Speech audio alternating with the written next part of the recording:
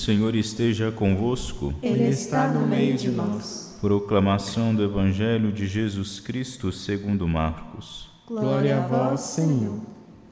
Naquele tempo, Herodes tinha mandado prender João e colocá-lo acorrentado na prisão. Fez isso por causa de Herodíades, mulher do seu irmão Filipe, com quem se tinha casado.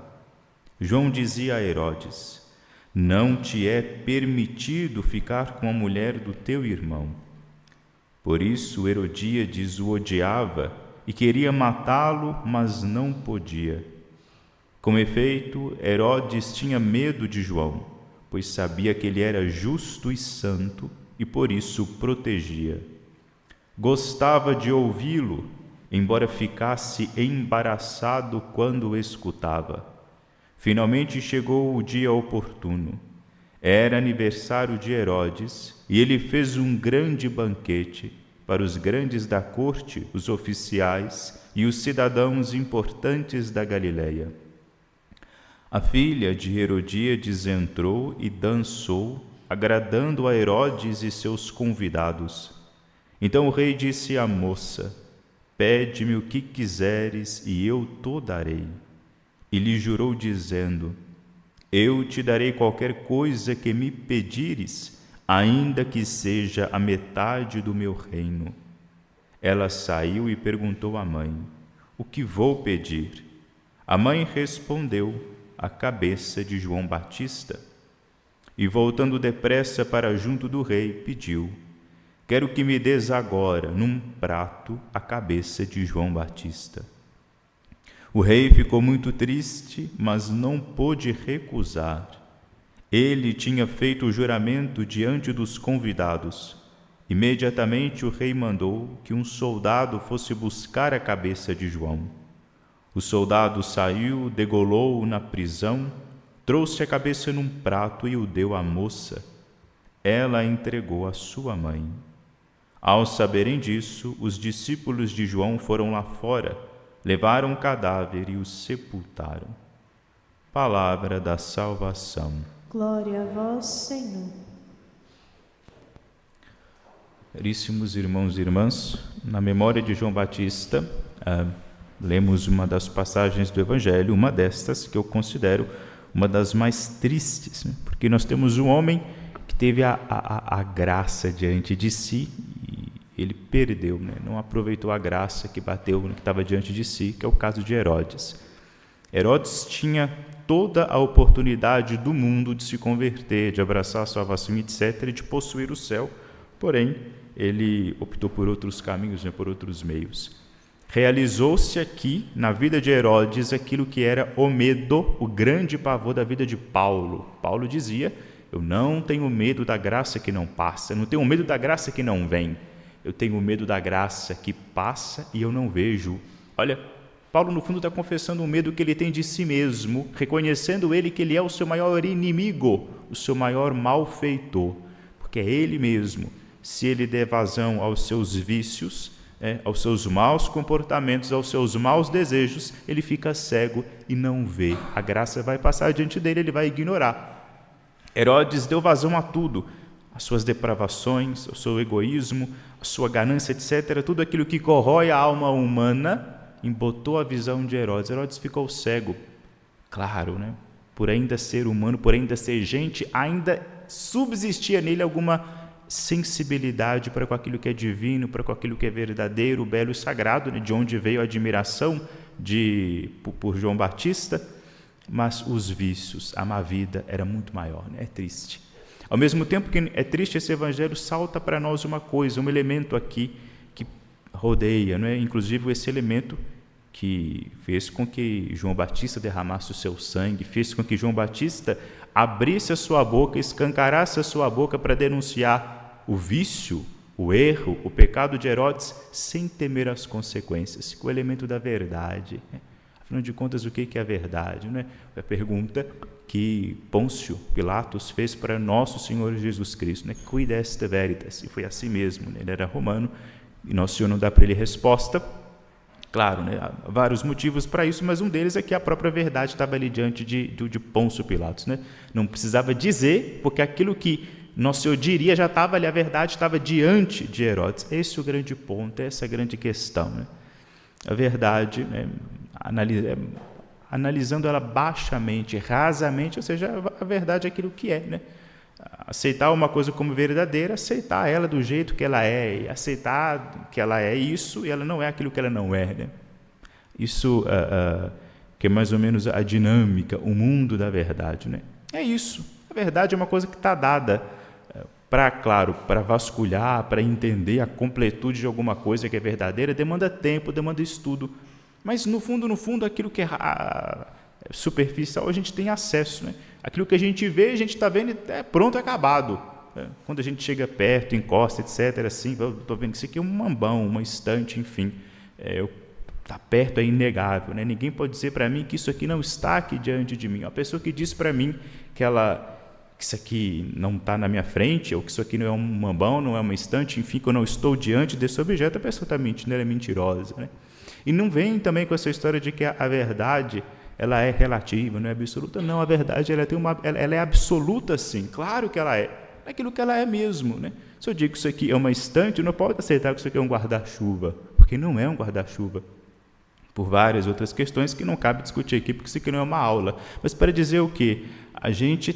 Nós, seres humanos, a gente tende a isso, nós somos feitos para isso, né? E nós lidamos com isso. Quando Deus cria o mundo, Ele cria as coisas, e quando a gente olha e vê, olha, estou vendo essa estante, estou vendo esse chão, essa parede, a gente está no âmbito, caminha, né, junto com a verdade, né? Só que existe essa verdade que eu estou dizendo aqui, estou dando os exemplos, que é essa verdade mais material, né? Que meus olhos veem, que meu nariz cheira, meu ouvido escuta, minhas mãos tocam, mas também existem aquelas verdades que elas não são visíveis, por exemplo, as verdades morais, né?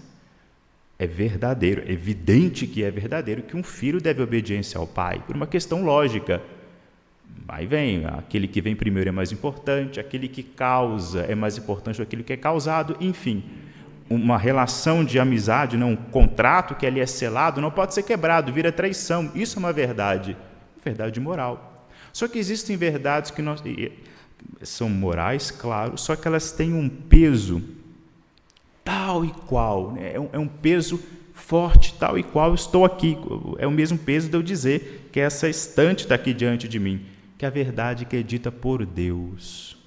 Quando algo é dito por Deus, aquilo ali não tem discussão. Nossa, padre, como não tem? Do mesmo jeito, quando ele disse que haja a luz, e a luz apareceu, teve discussão? Não teve. Ele falou, pronto, está determinado, a luz existiu. Vou separar agora a água superior da água inferior. Aconteceu. Criou a terra firme, ele criou com a palavra. Façamos o homem a nossa imagem e semelhança. Aparecemos nós. Teve discussão? Não teve. A palavra de Deus é assim. Ele fala e acontece. Ele diz e as coisas passam a existir. Tanto foi com isso que nossos olhos veem, mas também com aquilo que nossos olhos não veem.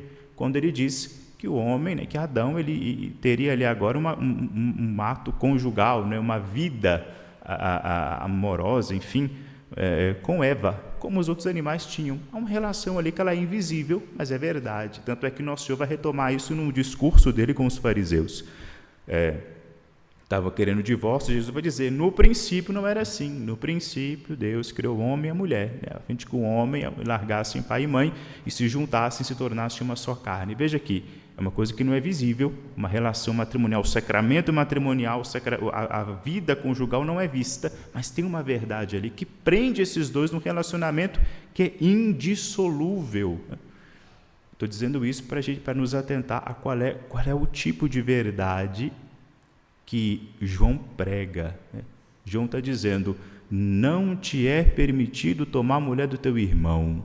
Isso aqui não é frescura de Herodes, de João Batista, não é capricho de João Batista, coisíssima nenhuma, claro que não. Isso aqui, nesse momento que ele professa a verdade, João ele dá um testemunho alto, grande, testemunha diante do céu e da terra, até diante dos infernos, que ele tem dentro do seu coração a chama ardente da caridade, ele ama a Deus. Por isso ele defende a verdade. Deus, ele cria as coisas verdadeiras, então aquilo que é verdadeiro é dele. ele disse, determinou por lei, quando ele cria lá, que o homem não deveria repudiar sua mulher, né? E aí, por esse amor à verdade, João começa a denunciar Herodes. Não te é permitido tomar a mulher do seu irmão. E aí o que ele vai pagar? Ele vai ser preso, etc. O espírito aqui de Jeremias, é o mesmo espírito que dá o ímpeto para Jeremias, como nós ouvimos Jeremias dizendo que a palavra do Senhor foi me dirigida assim: vamos, põe a roupa e o cinto, levanta-te e comunica-lhes tudo o que eu te mandar. É Deus falando para Jeremias: você vai falar tudo que eu te mandar, não é aquilo que você quer falar, aquilo que eu te mandar. Não tenhas medo. Não precisa ter medo. É claro, é o Senhor que está mandando. Quem trabalha para o Senhor, né? Todo soldado, ele de algum modo ele fica seguro pela força do seu Senhor. Se o meu Senhor é poderoso, eu não vou ter medo, né? Eu vou ser até atrevido. Esses países importantes, aí, veja aí, não vou dizer o nome do país, mas tem alguns embaixadores de alguns países que são mais atrevidos, porque eles estão ali ancorados no poder do seu Senhor, do seu presidente, do seu chefe de Estado. Então eles são atrevidos, impõem sua vontade em cima dos presidentes dos países menores, né?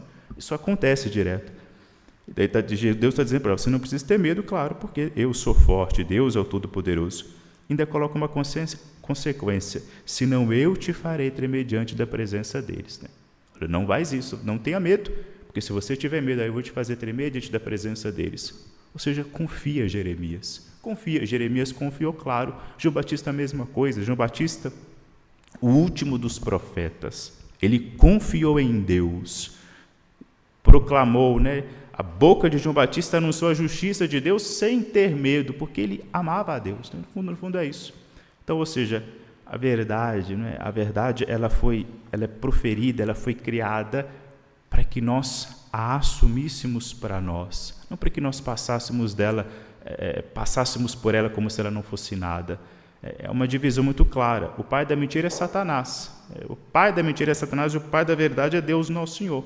Então, se nós queremos, né, demonstrar o nosso amor a Deus, se nós queremos possuir a vida eterna, se nós queremos possuir o céu, temos que ter necessariamente amor à verdade, custe o que custar. E a verdade, a gente sabe que a verdade é incômoda. Claro que é incômoda, porque a verdade está relacionada diretamente à perfeição de Deus. E o que o pecado original causou em nós? A imperfeição. Então é claro que vai ter atrito quando nós nos encontrarmos com a verdade. Daí vem aquela fala que a verdade dói. E dói, mas tem que doer mesmo. Qualquer processo de lapidação, de purificação, exige uma certa violência. Não tem nada na criação, nada na natureza com o qual você vai dar forma, vai dar desenho, um desenho inteligente que não exige ali uma violência. Conosco a mesma coisa. Se nós quisermos ser formosos, belos, vai exigir um processo violento, né? Vai ter algum tipo de sofrimento, né? A lapidação, a forja é violenta, mas para quê? Para obter um resultado belo, aprazível, um resultado que agrade, né? A nossa vida é isso, nós estamos nesse processo de formatação, de reformulação de novo, né? Para que nós voltemos até aquela imagem bela e formosa, aquela formosura com a qual nós somos criados. Precisamos recuperar isso. Para isso, a gente precisa se adequar à verdade e não tomar, em hipótese alguma, essa postura de Herodes. Coitado, né? Ficava admirado, mas a verdade ficava lá e ele ficava aqui distante dela. João Batista não. João Batista foi ao encontro da verdade, abraçou a verdade, confiando nesse Deus que é todo-poderoso. E claro, Deus o recompensou. Deus recompensou João Batista do mesmo jeito que recompensou nosso Deus e Salvador, o nosso Senhor Jesus Cristo. Deu para João Batista a glória, né? João Batista não viveu no palácio, não viveu aqui com a aliança política aqui e ali, não viveu dando vazão aos seus desejos, né? Gozando os prazeres da vida, mas agora ele goza eternamente os prazeres da vida eterna, esses prazeres que passam, que acabam com o tempo. João Batista recusou. Para quê? Para viver, para fruir, aproveitar, gozar desses prazeres que nos aguardam a todos nós lá na vida eterna. Busquemos a verdade, batalhemos por ela, conformemos a nossa vida a ela. Claro, a verdade, né, que é óbvio, mas também aquela verdade que é moral, que veio da boca de Deus, que não é bobagem, tá? Os 10 mandamentos não são bobagem. A doutrina católica, que é um desdobramento dos 10 mandamentos, não é bobagem. Isso é palavra de Deus, é vontade de Deus, portanto é definitiva, é real. Se eu estou de acordo com isso, com com essa moral que é revelada por Deus, ótimo, estou me conformando com a verdade, estou praticando a justiça, eu estou aqui, de algum modo, trabalhando para a minha santificação, para a minha salvação. Se não, eu estou trabalhando para a minha perdição. É muito claro, né? Eu estou dizendo claro, não pegando de mim mesmo, não é uma conclusão que eu mesmo tirei. Isso aí São Felipe Neri disse, dizendo lá, conversando com crianças ainda, dizendo que o Evangelho é muito simples, a palavra de Deus é muito simples, a vontade de Deus é muito simples. Nós é que colocamos obstáculos, a gente que complica, a gente com a tendência a dissimular a verdade, né, para caber, para me satisfazer, para não me exigir determinadas mudanças, é isso que complica, mas o Evangelho é muito simples, a palavra de Deus é muito simples, ela é uma faca afiada que separa, que parte, né, aquilo que é mal daquilo que é bom, aquilo que é justo daquilo que é injusto, aquilo que é belo daquilo que é feio. A gente precisa ter a humildade de coração, né? O espírito de oração, o espírito de confiança para, sem medo, seguir aquilo que nosso Senhor nos pede, abraçar a verdade e confiando, né, nessa glória, confiando na vida eterna, confiando no prêmio, né, confiando que nós, agindo assim, satisfaremos, alegraremos ao coração do nosso Deus, faremos, isso é loucura, mas é verdade, parece loucura, mas é verdade, agindo assim nós faremos com que o coração do nosso Deus fique feliz, nós faremos Deus Todo-Poderoso, nós que somos nada, com esse gesto a gente pode fazer Deus feliz, agradá-lo, e fazer com que Ele olhe para nós e dizer, olha, meu Filho bem-amado, no qual eu ponho todo o meu agrado, todo o meu bem-querer. Que essa graça, São João Batista, último dos profetas, nos alcance. Glória ao Pai, ao Filho e ao Espírito Santo. Como era no princípio, agora e sempre. Amém.